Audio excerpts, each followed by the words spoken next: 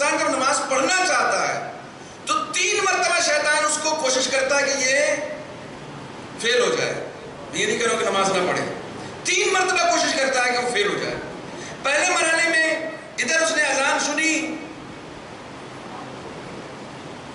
تو اس کو کہتا وقت بہت دیر تک ہے, رک جاؤ. پہلے مرحلے میں اس کو روکنے کی کوشش کرتا, ارے ابھی ٹھیک ہے رحمان صاحب, ٹائم ہے, پڑھ لینا, ابھی یہ آئیں یہ پھر چلے جائیں گے, ابھی یہاں بیٹھو, ابھی یہ کام کر لو نا, یہ پھر کہاں ملیں گے, نماز تو مل جائے گی. توجہ فرمائیں. وہ بھی سوچتا ہاں ابھی وقت ہے, کیا کرنا ہے, پڑھ لیں گے میرے. تو پہلے ایسے روکتا ہے, آخر تک وہ کوشش کرے گا کہ یہ نہ اٹھے. لیکن پھر بھی اگر وہ اٹھ گیا, اور اٹھ کے اس نے وضو کر لیا, وضو کر کے مصلی پہ کھڑا ہو گیا, تو اکثر آپ نے دیکھا ہوگا نماز میں ہر جگہ کھجلی ہونے لگتی ہے. جی یہ حدیث سنا رہا ہوں آپ کو, میں خطابت نہیں کر رہا ہوں. اب وہ کبھی پیر میں کھجا رہا ہے, کبھی گردن میں کھجا رہا ہے, کبھی سر کھجا. یہ کیا ہوا؟ ابھی تک تو ٹھیک بیٹھا تھا, پچھلے 2 گھنٹے سے موبائل یوز کر رہا تھا, کہیں کھجلی نہیں ہو رہی تھی اس کو. جیسے ہی نماز میں کھڑا ہوا ویسے اس کو پورے بدن میں کھجلی ہونے لگی ہے. یہ کھجلی نہیں ہے, یوسوس فی صدور الناس.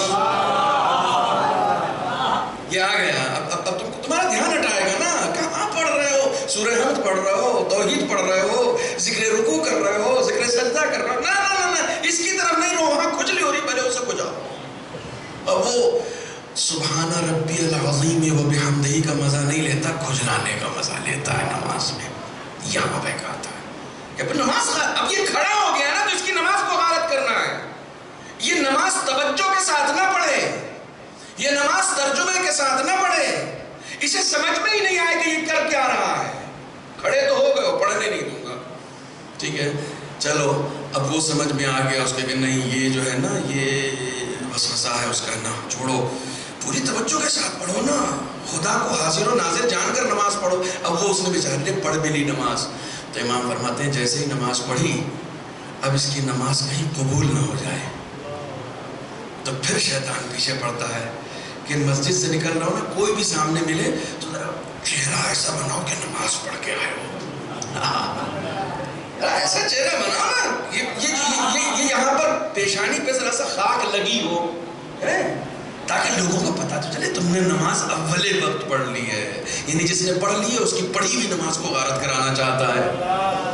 آخر تک تمہارے عمل کو غارت کرانے کی کوشش میں رہتا ہے, ٹھیک ہے, آخر تک تمہارے عمل کو غارت کرانے کی کوشش کرتا ہے. وَلَا تَتَّبِعُوا خُطُوَاتِ الشَّيْطَانِ,